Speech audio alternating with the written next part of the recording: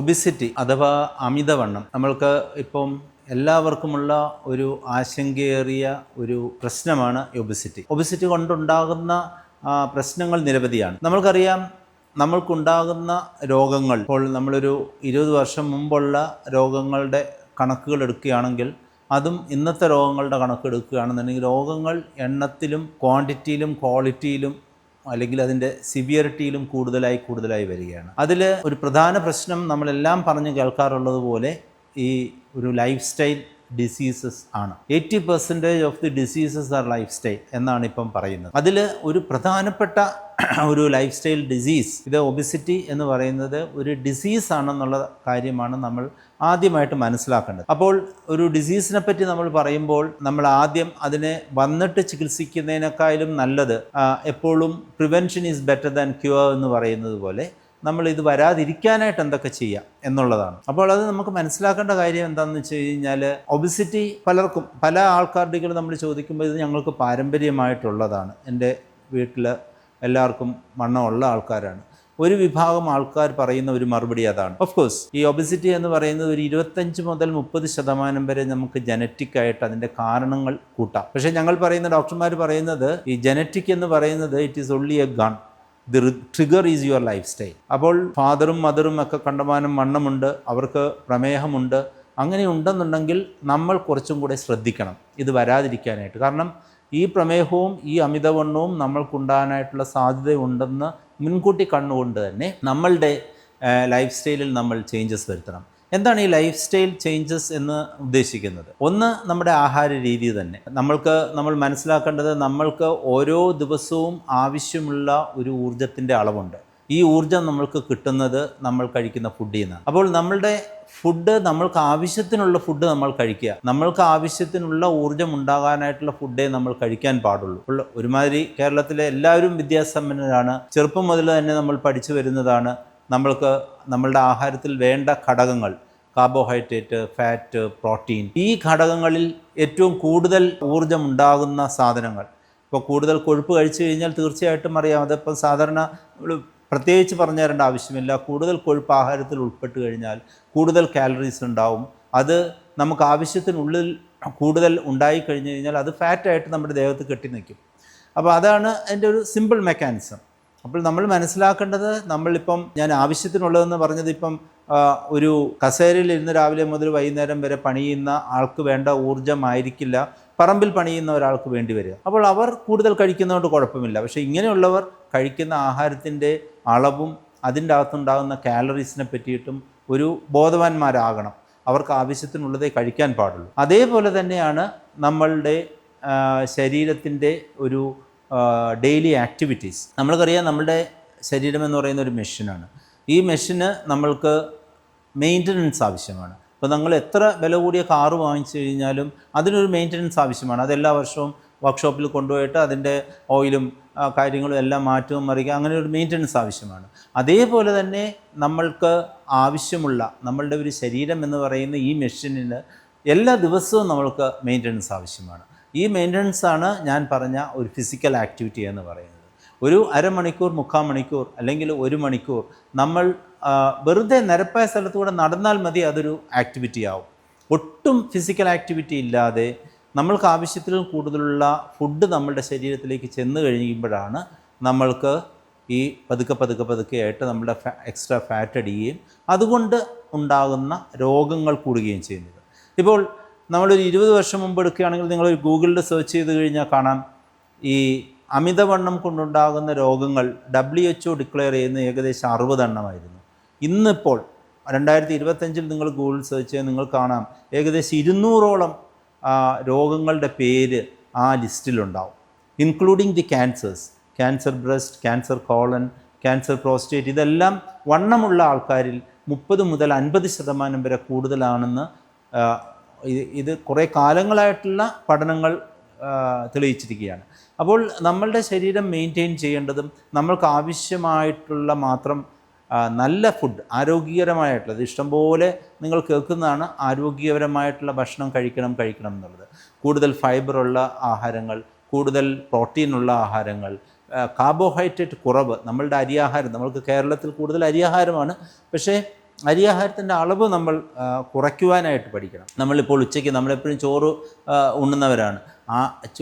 നമ്മളുടെ പച്ചക്കറികൾ ഇഷ്ടം പോലെ സുലഭമാണ്. ആ പച്ചക്കറികൾ നമ്മൾ നന്നായിട്ട് കഴിക്കുക. ഇപ്പോൾ ഈ പറഞ്ഞതുപോലെ പച്ചക്കറികൾ കഴിക്കാൻ പറഞ്ഞു കഴിഞ്ഞാൽ നമ്മുടെ കുടുംബത്തിലുള്ള ആൾക്കാർ പറയും ഇതെല്ലാം വിഷമായ. ഏത് വിഷമുള്ള പച്ചക്കറിയാണെങ്കിലും അരമണിക്കൂർ വെള്ളത്തിലിട്ട് കഴിഞ്ഞ് കഴിഞ്ഞാൽ ഈ വിഷമെല്ലാം പോകും. അല്ലാതെ വിഷമൊന്നും നമ്മൾ കഴിക്കത്തില്ല. എന്ന് വെച്ച് പച്ചക്കറികൾ കഴിക്കാതിരിക്കരുത്.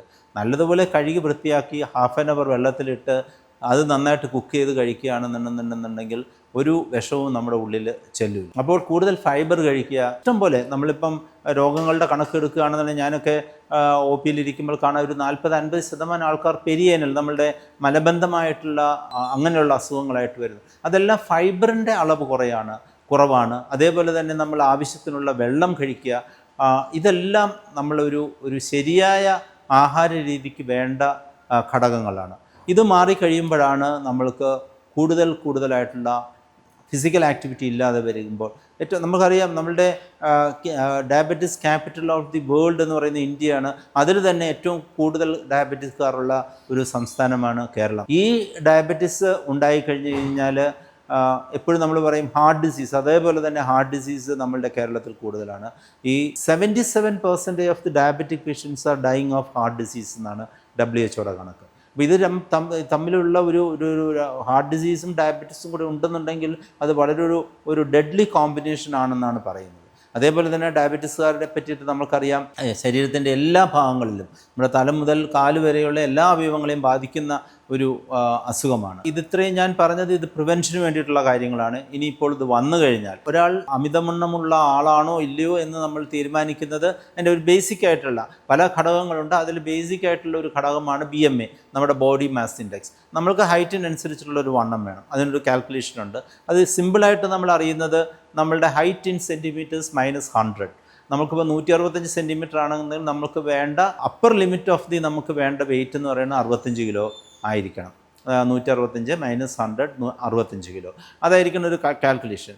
ഈ BMI തന്നെ നമ്മളുടെ ഈ കാൽക്കുലേഷൻ നമ്മൾ 18 മുതൽ 23 വരെയാണ് നോർമലായിട്ടുള്ള BMI. 23-ന് മുകളിൽ പോയി കഴിഞ്ഞാൽ നമ്മൾ 30 വരെയുള്ളത് നമ്മൾ ഒരു ചബ്ബി, നമ്മളൊരു വണ്ണം എന്ന് പറയും. ഈ 30 BMI വരെയുള്ളവർക്ക് ഈസി ആയിട്ട് അവർക്ക് അവരുടെ ലൈഫ് സ്റ്റൈൽ ചേഞ്ച്, അവർക്ക് നടപ്പ് വഴിയും എക്സസൈസ് വഴിയും ഡയറ്റിങ് വഴിയും അവർക്ക് വണ്ണം കുറയ്ക്കുവാനായിട്ട് കഴിയും. 30 മുകളിലേക്ക് പോയി കഴിഞ്ഞാൽ ഈ വണ്ണം കൊണ്ട് അസുഖങ്ങൾ ഉണ്ടാകാൻ തുടങ്ങും. അപ്പോഴാണ് നമ്മൾ വളരെയധികം ശ്രദ്ധിക്കേണ്ടത്. Diabetes, heart disease, varicose vein, നടുവേദന, osteoarthritis, cardiac disease, hypertension, ഇങ്ങനെയുള്ള നിരവധി അസുഖങ്ങൾ നമ്മൾക്ക് ഈ വണ്ണം 30, 32, 35, 40 ഒക്കെ ആയിക്കഴിഞ്ഞ് കഴിഞ്ഞാൽ ഉണ്ടാകാൻ തുടങ്ങും. അപ്പോൾ നമ്മൾ ആ ഒരു ഘട്ടത്തിലേക്ക് കടന്നു കഴിഞ്ഞാൽ നമ്മൾക്ക് ചിലപ്പോൾ ലൈഫ് സ്റ്റൈൽ കൊണ്ട് ഈ വണ്ണം സ്ഥിരമായിട്ട് കുറയ്ക്കി വെക്കാൻ പറ്റില്ല. കാരണം എന്താണെന്ന് വെച്ച് കഴിഞ്ഞാൽ ഈ വണ്ണം കൂടുന്നതിനനുസരിച്ച് നമ്മളുടെ ഉള്ളിലുള്ള ആമാശയത്തിൻ്റെ വലിപ്പം കൂടും. അത് കൂടിക്കഴിഞ്ഞ് കഴിഞ്ഞാൽ നമ്മൾക്ക് ആഹാരം കഴിച്ചു കഴിഞ്ഞാൽ ആഹാരം കഴിച്ച് നമുക്ക് വയറ് നിറഞ്ഞു എന്നുള്ളൊരു ഫീൽ ഉണ്ടാകുന്നത്, സെറ്റൈറ്റി ഉണ്ടാകുന്നത് ഈ ആമാശയത്തിൻ്റെ വോൾ സ്ട്രെച്ച് ചെയ്യുമ്പോഴാണ്. അപ്പോൾ വലിപ്പം കൂടുതലായി കഴിഞ്ഞ് കഴിയുമ്പോൾ നമ്മളുടെ കൂടുതൽ ഭക്ഷണം, നമ്മൾ വയറ് നിറയാനായിട്ട് കൂടുതൽ ഭക്ഷണം നാച്ചുറലായിട്ട് കഴിക്കും. അപ്പോൾ പിന്നെയും കാലറീസ് കൂടും.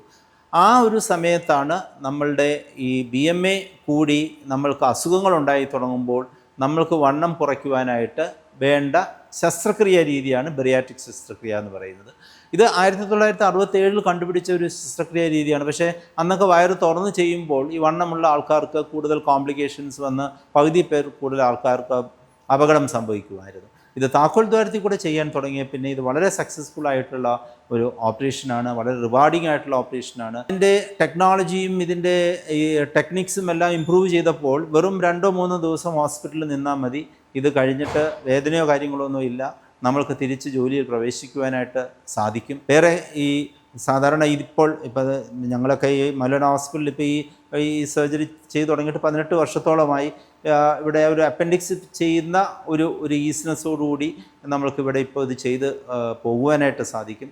അപ്പോൾ ഇത് വളരെ റിവാർഡിംഗ് ആയിട്ടുള്ള ഒരു ഓപ്പറേഷനാണ്. എസ്പെഷ്യലി ഡയബറ്റിസ്, ഡയബറ്റിസ് നമുക്കിപ്പം കൺട്രോൾ ആകാത്ത ഡയബറ്റിസ്, വണ്ണമുള്ള രോഗികൾക്ക് ഈ ഡയബറ്റിസ് സർജറി, മെറ്റബോളിക് സർജറി എന്ന് പറയുന്ന ഒരു ശാസ്ത്ര വിഭാഗം തന്നെയുണ്ട്. അതുമൂലം നമ്മൾക്ക് ഡയബറ്റിസ് കംപ്ലീറ്റ് മാറ്റുവാനായിട്ട് സാധിക്കുന്നുണ്ട്. ഇങ്ങനെയുള്ള കാര്യങ്ങൾ നമ്മൾ അറിഞ്ഞിരിക്കേണ്ടത്, ഈ അസുഖം വന്നു കഴിഞ്ഞ് അത് മൂർച്ഛിച്ച് അതുകൊണ്ട് ബാക്കിയുള്ള അവയവങ്ങൾ ചീത്തയായി നമ്മൾ ഒരു ഡോക്ടറുടെ അടുക്കൽ എത്തുന്നതിന് മുമ്പ് നമ്മൾ നേരത്തെ നമ്മൾ തന്നെ ഇത് വരാതിരിക്കാനായിട്ട് ശ്രദ്ധിക്കുകയും ഇത് വന്നു കഴിഞ്ഞാൽ അതിൻ്റെ ക്വാളിഫൈഡ് ആയിട്ടുള്ള ഡോക്ടർമാരെ കൺസൾട്ട് ചെയ്ത് ഇതിനു വേണ്ട ചികിത്സാ വിധികൾ നടപ്പാക്കുകയും ചെയ്യേണ്ടതാണ്.